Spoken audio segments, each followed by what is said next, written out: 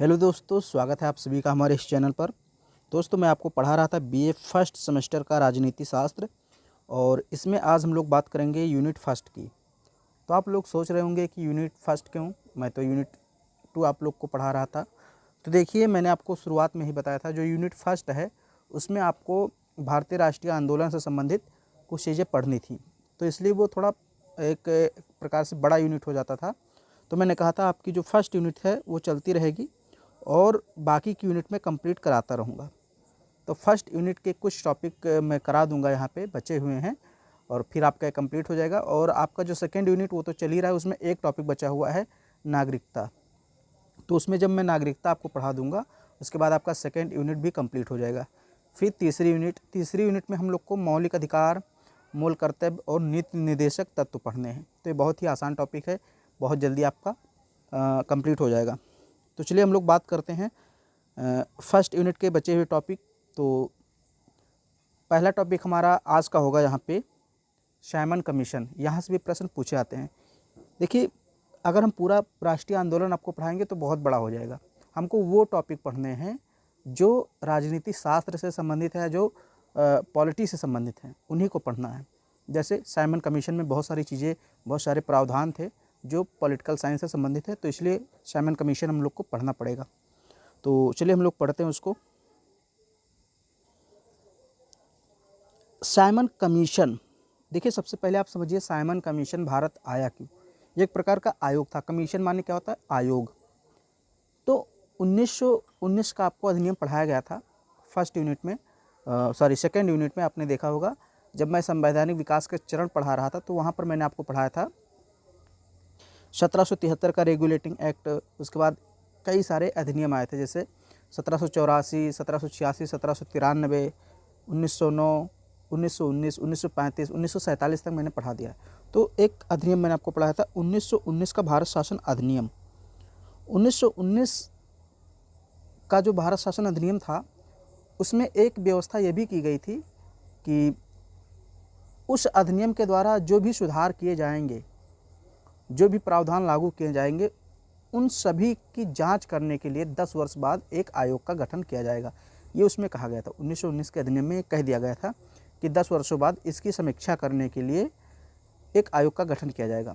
तो वास्तव में 19 के बाद गठन तो होना चाहिए 29 में साइमन कमीशन का, क्योंकि ये साइमन कमीशन उसी का परिणाम था 1919 के अधिनियम का। लेकिन ये 1927 में ही गठित हो जाता है। तो ऐसा क्यों, अब इसको भी समझ लेते हैं। अब ये सारी चीज़ें जो लिखी हुई हैं यही मैं आपको बता रहा हूँ, बाकी आप ये सारी चीज़ें पढ़ तो आप भी सकते हैं, लेकिन समझना ज़रूरी है। तो साइमन कमीशन का गठन किया गया 1919 के अधिनियम की समीक्षा करने के लिए कि कहाँ तक सुधार लागू हो पाए, कौन कौन सी चीज़ें सुधरी।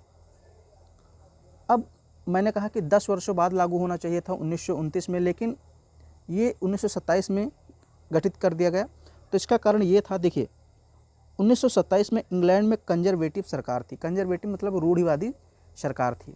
जैसे हमारे यहाँ भाजपा है, कांग्रेस है, ऐसे ही वहाँ पर भी कंजर्वेटिव पार्टी है, लिबरल पार्टी है, लेबर पार्टी है। 3 पार्टियाँ होती हैं बेसिकली वहाँ पर। तो लेबर पार्टी को हम लोग मजदूर पार्टी कहते हैं, और लिबरल को उदारवादी, और कंजर्वेटिव को रूढ़वादी पार्टी कहते हैं।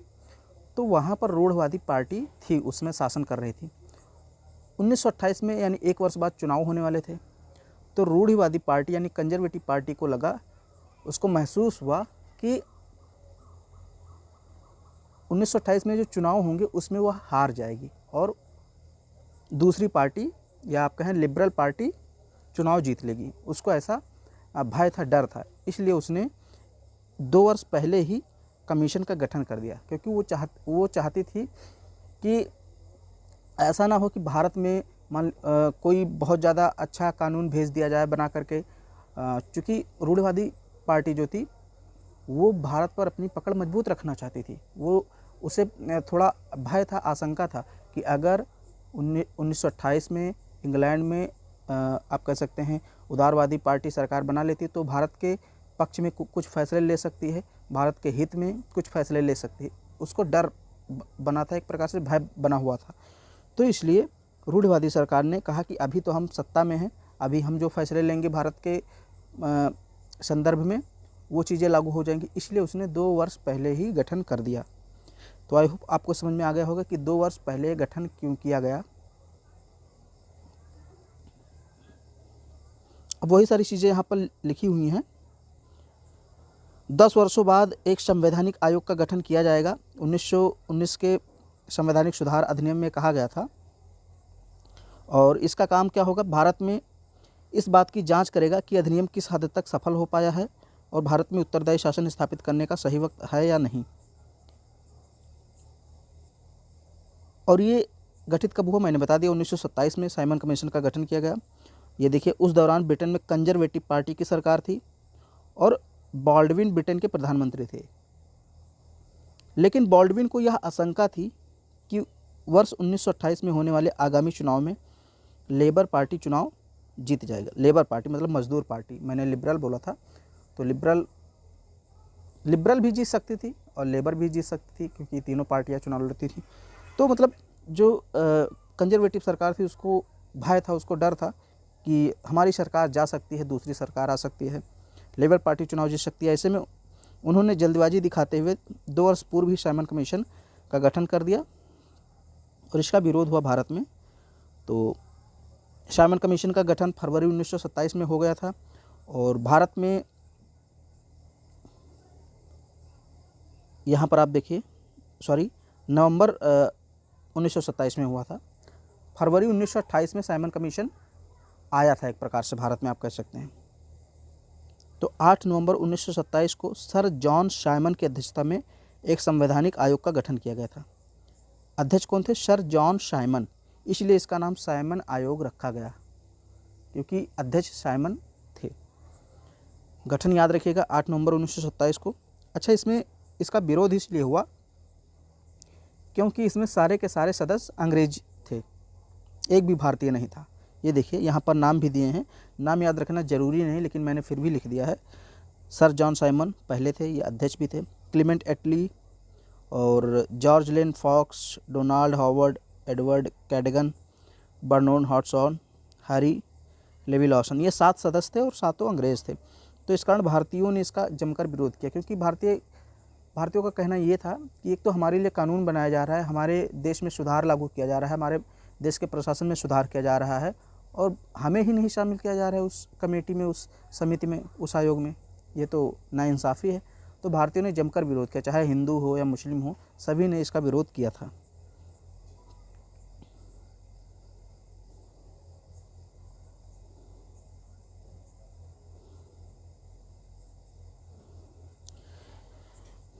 इस आयोग के सदस्य क्लीमेंट एटली आगे चलकर ब्रिटेन के प्रधानमंत्री बनते हैं और ब्रिटेन की लेबर पार्टी से संबंधित थे।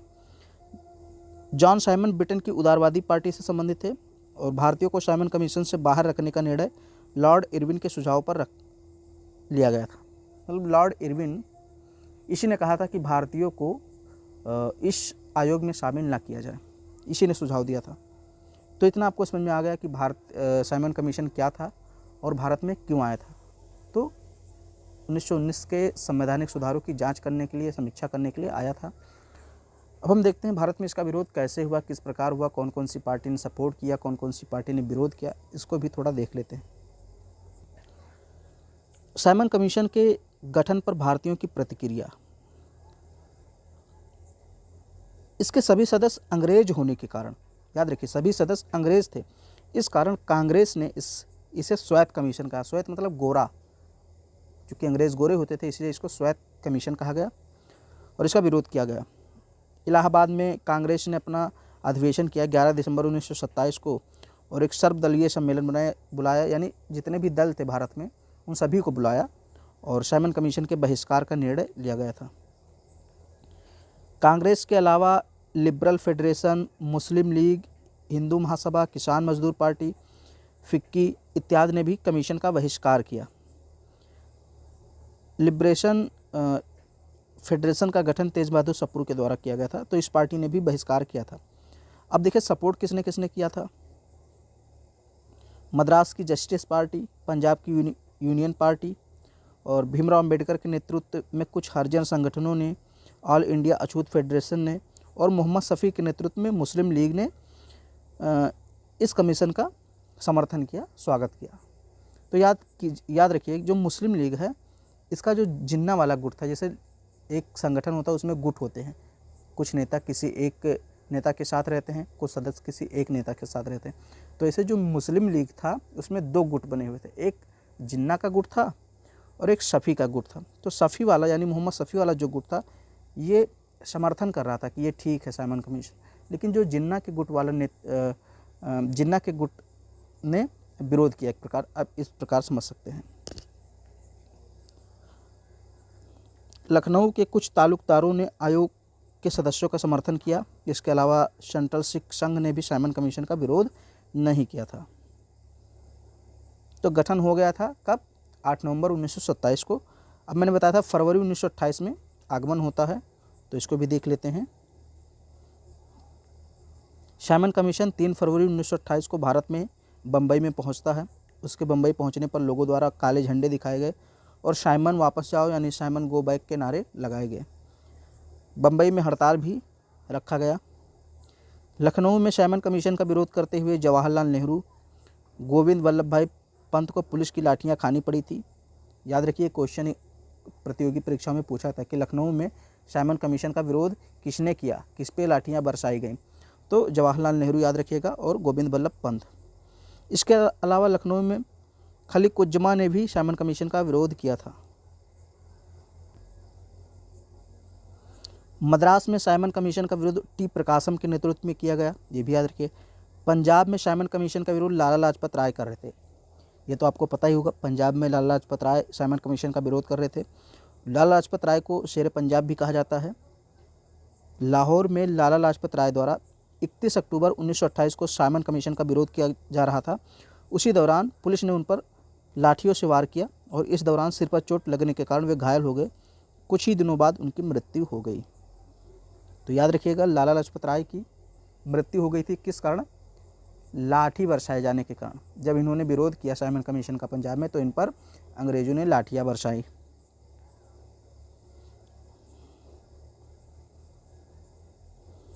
लाहौर के पुलिस अधीक्षक स्कॉट ने लाला लाजपत राय पर लाठियां बरसाई थी। अपने घायल अवस्था में मृत्यु से पूर्व लाला लाजपत राय ने कहा था, मेरे ऊपर जिस लाठी से प्रहार किए गए हैं वही लाठी एक दिन ब्रिटिश साम्राज्य के ताबूत में आखिरी कील साबित होगी। ये इन्होंने कहा था। कहने का मतलब ये जो हम पे आप लाठियां बरसा रहे हैं यही एक दिन आपके साम्राज्य को भारत से ख़त्म कर देगी। लाला लाजपत राय की मृत्यु पर मोतीलाल नेहरू, ये पंडित जवाहरलाल नेहरू के पिताजी थे, इन्होंने श्रद्धांजलि देते हुए उन्हें प्रिंस अमंग पीस मेकर्स कहकर पुकारा था।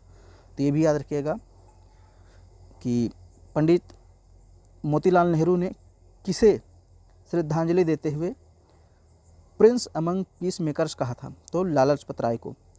मोहम्मद अली जिन्ना ने भी कहा था, इस क्षण लाला लाजपत राय की मृत्यु भारत के लिए बहुत दुर्भाग्य है। महात्मा गांधी ने भी लाला लाजपत राय की मृत्यु पर खेद प्रकट करते हुए कहा था कि लाला जी की मृत्यु ने एक बहुत बड़ा शून्य उत्पन्न कर दिया है जिसे भरना अत्यंत कठिन है। वे एक देशभक्त की तरह वे एक देशभक्त की तरह मरे हैं और मैं अभी भी नहीं मानता हूं कि उनकी मृत्यु हो चुकी है, वे अभी भी जिंदा हैं। इसके अलावा महात्मा गांधी ने लाला लाजपत राय की मृत्यु पर यह भी कहा था कि भारतीय सौरमंडल का एक सितारा डूब गया। ये सब कथन याद रखिए। कथन, जब इन कथनों को आप अपने उत्तर में लिखते हैं तो आपका उत्तर और ज़्यादा निखरता है और ज़्यादा नंबर मिलने के चांस रहते हैं। अगर आप ये लिख देंगे कि लाला लाजपत राय की मृत्यु पर महात्मा गांधी जी ने कहा था कि भारतीय सौरमंडल का एक तारा डूब गया, अगर इसको आप ब्लैक पेन से लिख देते हैं, अंडरलाइन कर देते हैं, तो आपको 1 नंबर एक्स्ट्रा ज़रूर मिलेगा। ये जानिए, कथनों का बहुत ज़्यादा महत्व होता है। लाला लाजपत राय की मृत्यु पर शोक प्रकट करते हुए साइमन कमीशन के अध्यक्ष जॉन साइमन ने खुद कहा था कि एक उत्साही सामाजिक कार्यकर्ता और एक मुख्य राजनीतिक कार्यकर्ता का अवसान हो गया। ये तो विरोध और समर्थन की बातें हो गई कि भाई साइमन कमीशन कब आया, क्यों आया, कौन कौन से सदस्य थे, विरोध कैसे हुआ, किन्होंने विरोध किया, किन्होंने समर्थन किया। अब हम देखते हैं साइमन कमीशन में था क्या। विषय क्या था, उसमें कौन कौन सी बातें कही गई थी। तो उसकी रिपोर्ट हम लोग देखते हैं। साइमन कमीशन ने कुल 2 बार भारत का दौरा किया। ये भी कई बार पूछा गया प्रतियोगी परीक्षाओं में कि साइमन कमीशन भारत कितनी बार आया, तो 2 बार याद रखिए। बहुत लोग एक ही बार लगाते हैं तो गलत हो जाता है। 2 बार आया था। पहली बार फरवरी मार्च 1928 में भारत आया, जबकि दूसरी बार वह अक्टूबर 1928 में भारत में आया था। और 1930 में मई में उसने अपनी रिपोर्ट प्रस्तुत की थी और 27 मई 1930 को ब्रिटिश सरकार द्वारा इसको प्रकाशित करवाया गया। अब इसमें बातें क्या क्या थी उसको जान लेते हैं। साइमन कमीशन ने अपनी रिपोर्ट में कहा था कि भारत में उच्च न्यायालय को भारत सरकार के अधीन रखा जाना चाहिए। इसके अलावा प्रांतों में उत्तरदायी शासन लागू करने की प्रक्रिया आरंभ करनी चाहिए।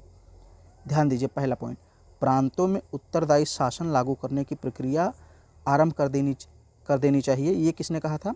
साइमन कमीशन ने। अब ये सारे आपके जो है पॉलिटिकल साइंस से संबंधित तथ्य हैं। इस रिपोर्ट में यह भी कहा गया कि बर्मा यानी म्यांमार जो हमारा पड़ोसी मुल्क है, उसको भारत से अलग कर देना चाहिए। सिंध और उड़ीसा को नए प्रांत के रूप में स्थापित किया जाना चाहिए। इसके अलावा साइमन कमीशन ने इस बात की भी सिफारिश की कि भारत परिषद को अभी बनाए रखा जाना चाहिए, लेकिन उसके अधिकारों में कमी आना चाहिए। इसी रिपोर्ट पर विचार करने के लिए तथा भारत की संवैधानिक समस्या का समाधान निकालने के लिए ही लंदन में 3 गोलमेज सम्मेलन आयोजित किए गए, लेकिन कांग्रेस ने सिर्फ दूसरे गोलमेज सम्मेलन में भाग लिया था। तो ये इसके कुछ आप कह सकते हैं प्रावधान थे साइमन कमीशन के। तो साइमन कमीशन ने ये सिफारिश की कि भारतीयों से बातचीत करने के लिए, उनकी राय जानने के लिए गोलमेज सम्मेलन का आयोजन करना चाहिए। और इसी की सिफारिश पर 3 गोलमेज सम्मेलन होते हैं जो हम लोग आगे बात करेंगे। तो 1930, 31, 32 में 3 गोलमेज सम्मेलन होते हैं। उसमें बहुत सारी बातें, बहुत सारे प्रावधान थे, उसको हम लोग पढ़ेंगे आगे। तो ये जो आपका साइमन कमीशन वाला टॉपिक था, ये कंप्लीट होता है। इतना ही आपको पढ़ना है। इसके बाद आपको जैसे एक पढ़ना है नेहरू प्रस्ताव। मोतीलाल नेहरू ने भी प्रस्ताव दिया था। और एक जिन्ना का 14 सूत्रीय मांग, उसको भी पढ़ लेंगे। छोटे छोटे वीडियो बनेंगे, उसमें बहुत ज़्यादा है नहीं। फिर उसके बाद आपको गोलमेज सम्मेलन पढ़ा देंगे। यही सारे इंपॉर्टेंट टॉपिक है। बाकी आपको बहुत ज़्यादा देखिए राष्ट्रीय आंदोलन नहीं पढ़ना है। एक प्रकार से राष्ट्रीय आंदोलन में जो पॉलिटिकल साइंस से संबंधित चीज़ें हैं उनको पढ़ना है। तो उम्मीद करता हूँ वीडियो आपको पसंद आया होगा। इसको लाइक कर दीजिए, शेयर कर दीजिए, और हमारे चैनल पर पहली बार हैं तो चैनल को सब्सक्राइब जरूर कीजिए।